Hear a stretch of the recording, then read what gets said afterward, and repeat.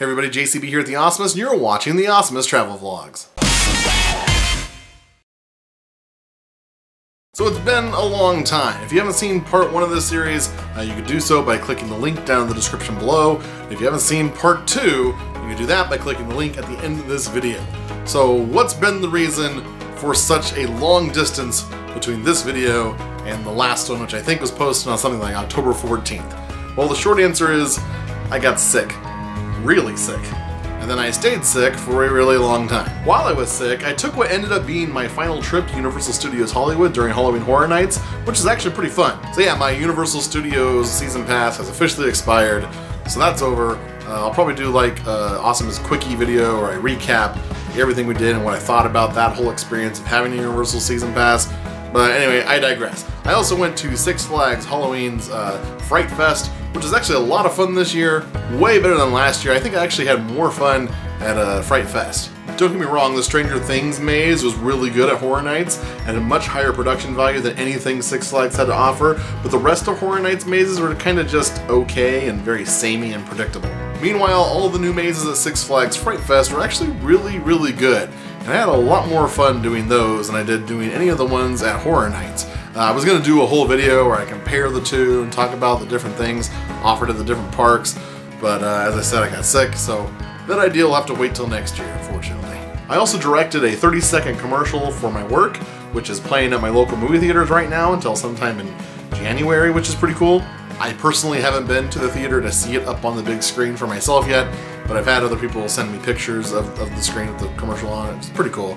I'll get there. I also made a horror-themed VR experience with my film students for a big school fundraiser we did on Halloween weekend. And that's basically what I've been up to. Oh yeah, and the channel also reached 5,000 subscribers. At the moment, we're at like 5,050 subs, which is huge. The next big milestone is 10K subscribers, so start thinking now about what cool things I can do when I hit that 10K mark, and leave a comment down below if you got a great idea. To celebrate reaching 5,000 subs, I promised to ride Crazanity at Six Flags Magic Mountain and give my honest opinion about it. As you know, I hate spinning rides and had no plans on ever riding this monstrosity, but you guys suggested it and it sounded like a good reward, so that video should be coming soon. Hopefully I can find time to get out to the park in the next week or so. As you can see, I'm also very hairy right now. I've been indulging my students' morbid curiosity by agreeing to participate in No Shave November at their request. Just for reference, here's what I looked like in my last video back in October, and here's what I look like now. So yeah, December 1st cannot get here fast enough. Day 4. On day 4, we woke up in Branson, Missouri, and went to breakfast at a place called S-Kickers, which was advertised as like a restaurant, but actually it turned out to be a bar, and it was just kind of blah. It didn't really taste all that great. Then we hit the road and drove for about 4 hours to Six Flags St. Louis. I have to say I was pleasantly surprised by how empty the park was. I had pretty low expectations heading into this park, and many commenters had told me not to bother with Six Flags St. Louis. Apparently this is the 3rd park built by the Six Flags Company after Six Flags over Texas and Six Flags over Georgia. Six Flags St. Louis was also the first and last to be built from the ground up by the Six Flags Company. We decided to check out the studio backlot themed area first, which was even more empty than the rest of the park. Keep in mind, this is toward the end of June. In fact, it's June 27th. Summer is very much in swing at this point, and I think that might have been the problem. It was very hot, and there was no shade in this part of the park. The first ride we decided to try was one fans of this channel specifically warned me about, the dreaded Ninja, which many have compared unfavorably to Magic Mountain's Viper. On a side note, I recently received a nice handwritten letter in the mail from a gentleman asking me to stop talking crap about Viper, but if the rumors that I've been hearing are true, I might not need to talk crap about Viper anymore. Again, these are just rumors, but I have heard that the park is actually revamping the ride, which is why it's been closed for so long, and this includes the new trains, which would solve like 90% of the problems that I have with Viper, which is mainly your head bangs around all over the place, which is why it sucks. Anyway, if they are in fact revamping the trains and possibly the track, that's going to make Viper like a whole new ride. First ride, we're ignoring everyone's warnings and going on Ninja. Should be fun. Hey look, fans! What a concept. So that wasn't that bad compared to Viper. That was a piece of cake.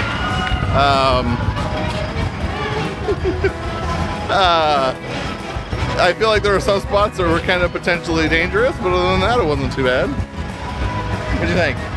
I think it was kind of slow and boring. Oh yeah, but not rough.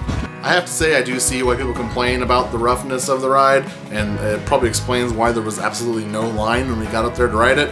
But my wife did not leave the ride in pain, which says a lot. So we are at Six Flags St. Louis, and it is June 27th, which means it's our anniversary. Our third anniversary. So as you guys know, we come to a new Six Flags park every anniversary. This year is St. Louis, and it's very hot out. And it's a lot of fun. Justice League.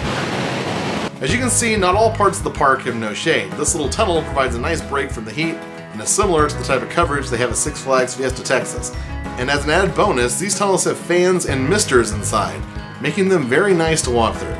Their DC area has this great big DC logo in the center on the floor and features a Mr. Freeze ride, which was way rougher than Ninja, and a slightly different Justice League ride, both of which we rode and were exactly what we expected. The next ride we went on was the Boss, which is a very long wooden coaster with a very long ride queue. If the whole area was full of people waiting, it would take all day to get on this ride. Funny enough, my wife actually had a bug fly right into her mouth while we were on this ride, which is hilarious because the exact same thing had happened the night before on the Branson coaster.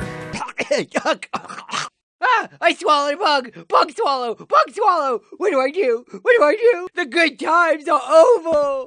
So the Boss is a pretty great wooden roller coaster, and I can just imagine how crazy it would be if Six Flags decided to turn that thing into an RMC conversion. I think that would be absolutely nuts. By the way, you probably noticed I didn't have any point of view footage of that ride or of Ninja, and the reason for that is Six Flags St. Louis has this very strict policy against having any kind of cameras or anything on the rides, and because all of my footage for the entire trip was on my camera and I really didn't want to lose it, I decided to kind of feel things out the first day and see what you can and can't get away with without risking, one, losing or breaking my camera, or two, having it completely confiscated.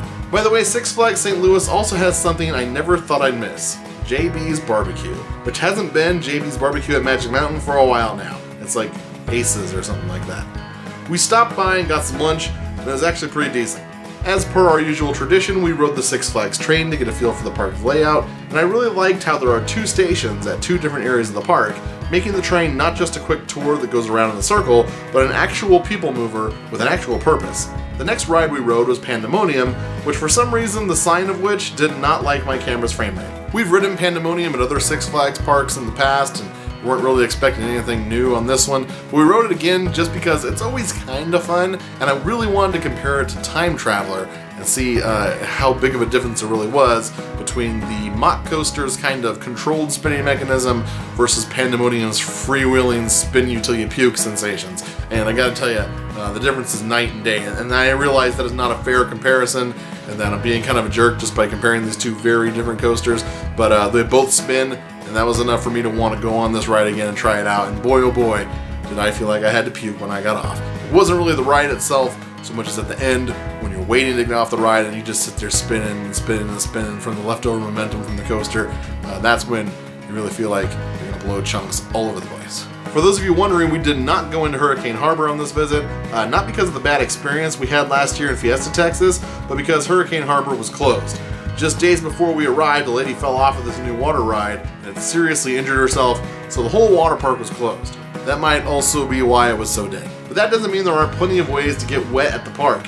We decided to ride their version of Roaring Rapids, which was pretty tame, but was still a lot of fun. There's this one part where park employees spray you with a hose, which is pretty cool. And on this ride, they have you exit through an arcade that has tons of claw machines, but again, the entire place is empty. After this, we decided we weren't at all prepared for the amazingness that is Six Flags St. Louis in the great state of Missouri, and by that I mean the heat and all the water stuff there is to do there, and just how hot it is mostly. So we decided to go back to the hotel and rest for a little bit.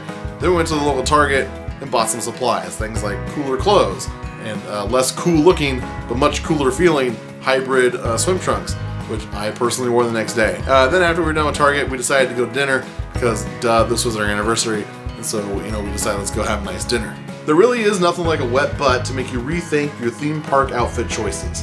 Now that I'm over my cold and my voice is back, I should be able to get back to a more normal type of schedule for this channel. I certainly hope so.